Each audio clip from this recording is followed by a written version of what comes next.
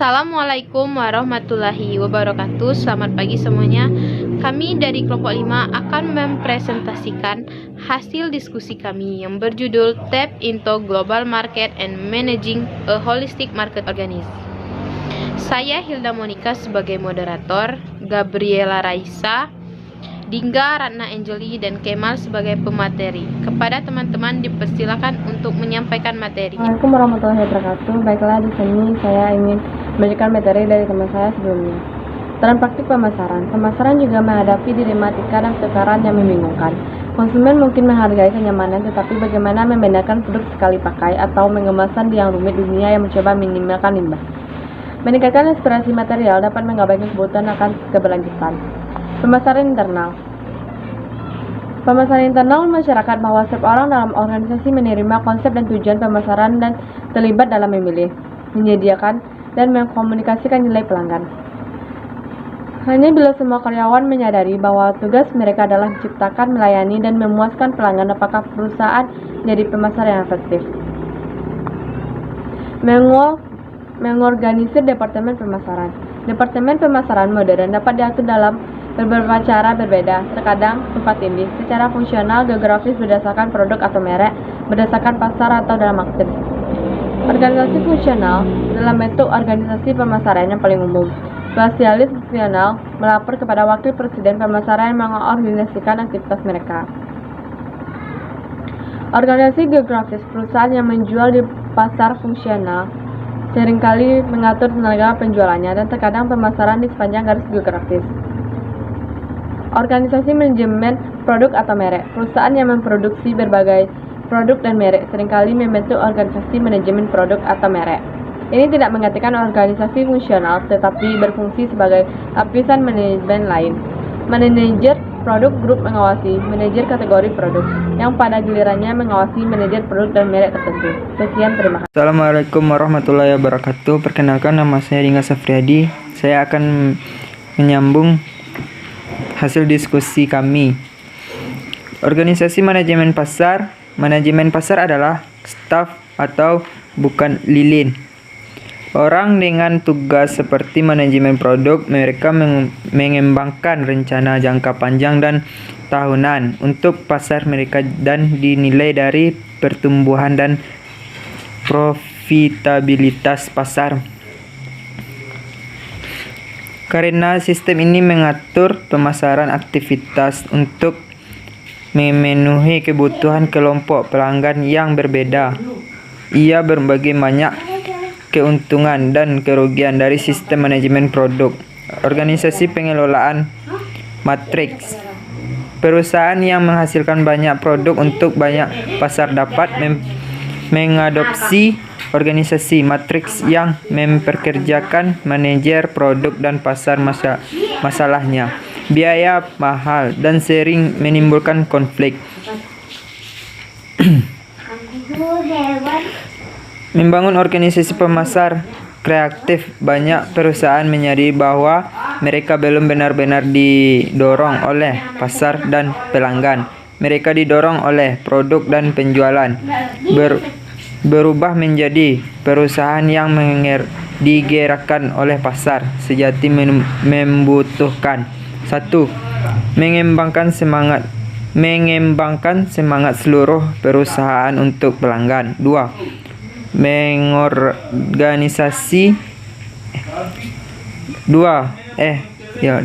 Mengorganisir segmen pelanggan bukan produk. 3. Memahami pelanggan melalui penelitian kualitatif dan kuantitatif. Tugas CEO pemasar A, yakni manajemen senior tentang perlunya menjadi pelanggan fokus. B. Menunjuk petugas pemasar senior dan suatu tugas pemasaran. C. Ubah pengukuran dan sistem penghargaan perusahaan. D. Pekerjaan bakat pemasaran yang kuat. E. Kebanggaan program penelitian pemasaran internal yang kuat. F. Pesan sistem perencanaan pemasaran modern. Pemasaran internal yang efektif harus diimbangi dan diimbangi dengan rasa etika, nilai, dan tanggung jawab sosial yang kuat. Sejumlah kekuatan mendorong perusahaan untuk membuktikan pada tingkat yang lebih tinggi, seperti ekspektasi pelanggan yang meningkat, tujuan dan ambisi karyawan yang berkembang, undang-undang dan tekanan pemerintah yang lebih kuat, minat investor pada kriteria sosial, penguasaan media, dan perubahan praktif menggunakan bisnis. Tanggung jawab sosial perusahaan. Meningkatkan tingkat pemasaran yang membutuhkan 3 cabang seorangan yang bergantung pada perilaku, tanggung jawab, hukum, etika, dan sosial yang tepat.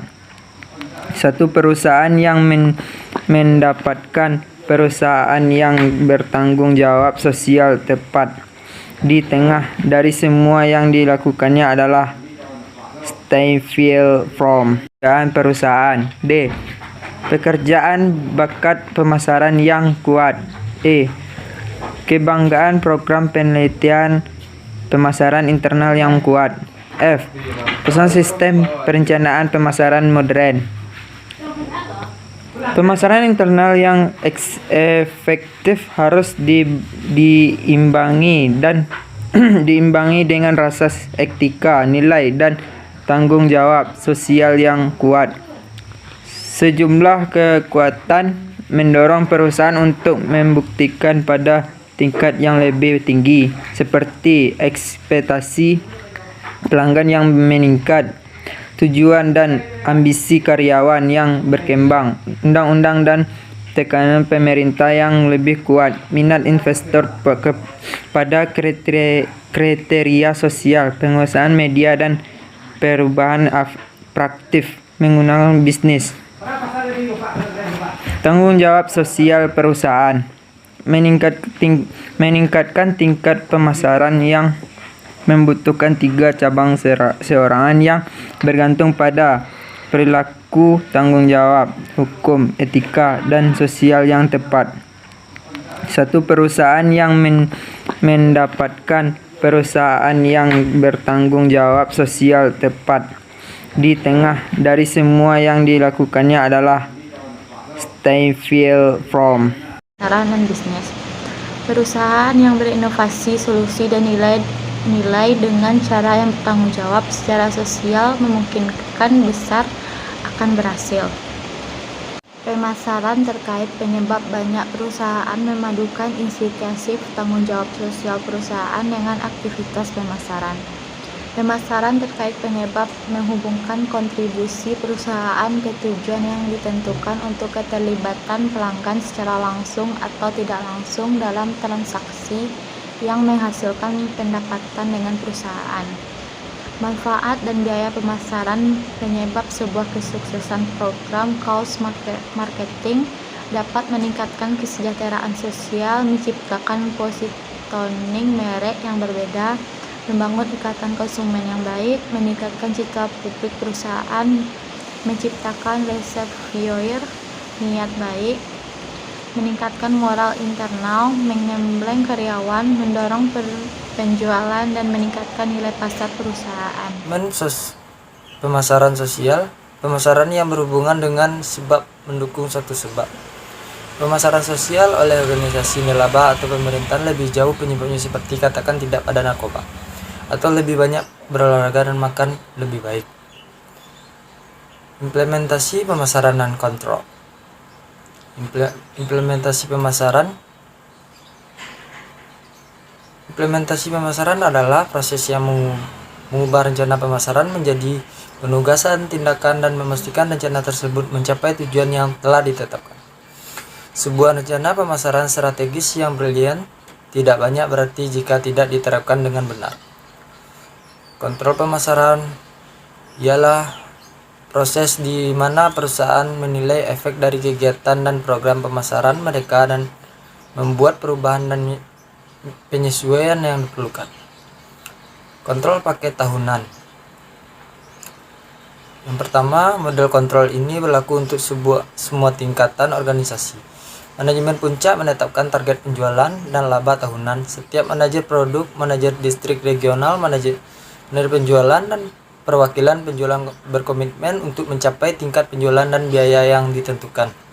Setiap periode tinjauan manajemen puncak dan mengartikan hasil pemasaran saat ini memiliki metrik pemasaran yang lebih baik untuk mengatur kinerja rencana pemasaran.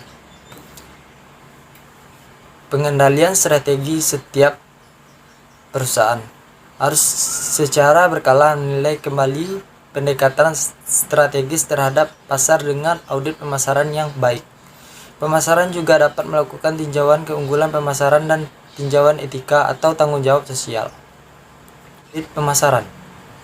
Rata-rata perusahaan di Amerika kehilangan setengah pelanggannya dalam 5 tahun ini, setengah karyawannya dalam 4 tahun, dan setengah investornya dalam waktu kurang dari 1 tahun.